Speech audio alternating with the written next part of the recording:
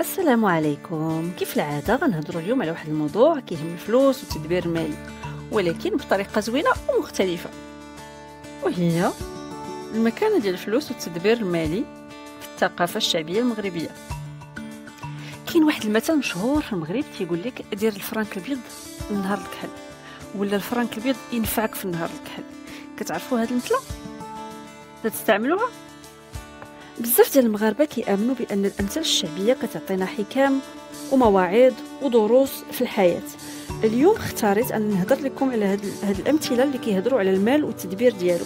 واخا تقولوا لي لازم نتبدل والهضره ديال الجدود ماشي هي ديال هذا الوقت، ولكن ثقوا بيا كاين شي دروس اللي كيبقاو فالابل في الحياه كامله. خليكم معايا حتى الاخر، غادي نشوفوا شنو هما العبر والدروس اللي كانوا جدودنا كيهضروا عليهم واللي بغاو يدوزوا لنا عبر الازمان. الفئه الاولى الامثله اللي غنهضروا عليها كتعلق بتدبير المال والتوفير ديالو. وهنا غنبدا بداك المثل الاول اللي هضرت عليه في الانتروداكسيون.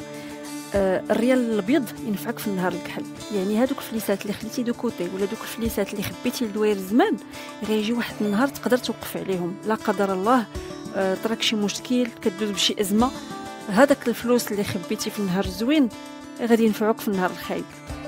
المثل الثاني وهو صراحه واحد المثل كيحفزنا اننا نوجدوا المشاريع المستقبليه ديالنا على اتساع، اللي هو زواج ليله تدبير عام. هنا ما كنهضرش على الزواج او بروميير دوغري ولا في المستوى الاول ديال الفهم، مي الزواج نعتبروه بحال اي مشروع اللي غنقدروا نديروا ديال الحياه. خصنا نبداو ندبروا ليه على اتساع مينيموم كعام كما في المشروع ديال الزواج. هذا المثل هو زوين حيت عنده واحد جوج ديال الانواع ديال القراءه. انا كنحبذ انني نشوفها من هنا من الجهه الزوينه، حيت اللي يقول لك اللي درتي يا يدي كتودي، يعني داكشي اللي وجدتي يا يدي تشوفها ريكوبيري باغ لا سويت. نقدروا نشوفوها من الجهه الزوينه كما قلت لي انا كنهضر لكم عليها اليوم، كما تقدر تشوفها من الناحيه الثانيه اللي هي الكارما، يعني اذا درتي شي حاجه خايبه غترجع لك شي حاجه خايبه. دونك من الافضل ان نشوفوا الجهه الزوينه، يعني داكشي اللي غرست غادي نحصدو باغ لا سويت، لا خدمت غادي ناخذ حاجه زوينه ديغيغ. دونك اللي خدمتي يا يدي تودي. وهنا غادي ندوز الفئه الثانيه اللي هي فئه الاستثمار والمنافع ديالو. اللي تلف يشد الارض، هذا واحد المثل بزاف المغاربه اختلفوا فيه، ولكن انا غنركز على واحد المعنى اللي جاني مزيان وكيتماشى مع المضمون ديال هاد لا فيديو. زمان تيقول لك اللي دار الفلوس وما عرفش ما يدير بهم يشري قطعه الارض، ارض فلاحيه ولا قطعه ارض في المجال الحضاري، باش يضمن فلوسه ولا يخبيهم الوقت واحد اخر. وحتى هاد النصيحه هذه باقا مزيانه ليومنا هذا، حيت جميع الخبراء في الاستثمار والخبراء الاقتصاديين على المستوى العالمي كلهم متفقين على ان العقار هو النوع من الاستثمارات اللي كيبقى نسبيا مضمون وما كيفقدش لا فالور ديالو. الفلوس كتجيب الفلوس، يعني الا استثمرتي الفلوس ديالك غادي يرجعوا لك فلوس اكثر. اليوم درهم غدا 100. هذا المثل كيهضر لنا على شنو هما المميزات ديال الاستثمار، يعني كيكبر لك الفلوس ديالك في العود تبقى مخليهم مثلا تحت جليجه. وحده في الكف احسن من 10 في التلف.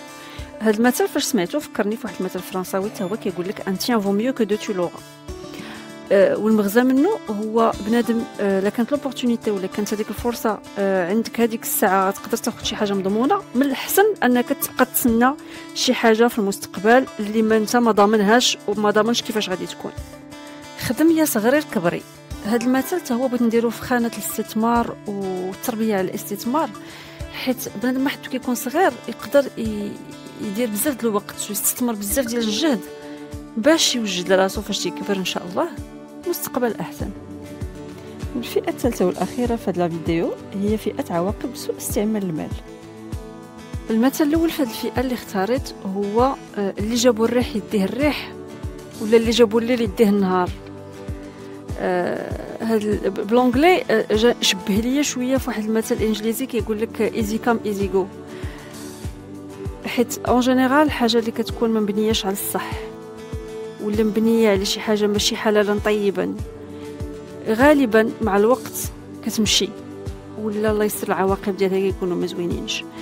دونك مثل عميق واخا كيبان سهل ويسير في المعنى الاول ديالو. اللي كيخسر كثر مما كيصور على الحبس كيدور. تيبان قاسي شويه هذا المثل، ولكن فيه واحد الحكمه عميقه جدا، وكتعلق بصراحه بواحد الظاهره اللي كنشوفوها بزاف في المجتمعات ديالنا في السنوات الاخيره، هو ان الانسان ولا كيعيش في واحد المستوى اللي تيكون غالبا اكثر من داكشي اللي كيدخل ولا اكثر من المدخول ديالو. وهادشي يقدر يكون عنده عواقب وخيمه على الصحه الماليه ديال الاسره ولا ديال الفرد اللي كيعيش في هذا لو مود دو في.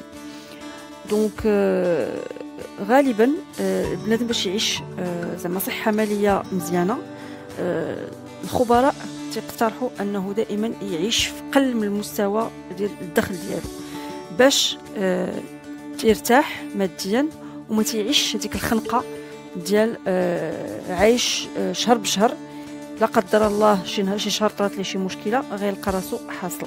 دونك ما نساوش اللي كيخسر اكثر ما كيصور على الحبس كيدور. وباش نساليو لا فيديو في واحد الجو مريح غادي نتقاسم معكم واحد المثل اللي نهار سمعته ضحكني بزاف، ولكن هو رمالي بالمعاني العميقه.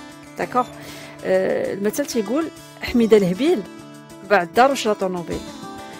وهنا كيكون واحد القاعده في الاستثمار اللي كتقول لك كاين الاصل وكاين هذاك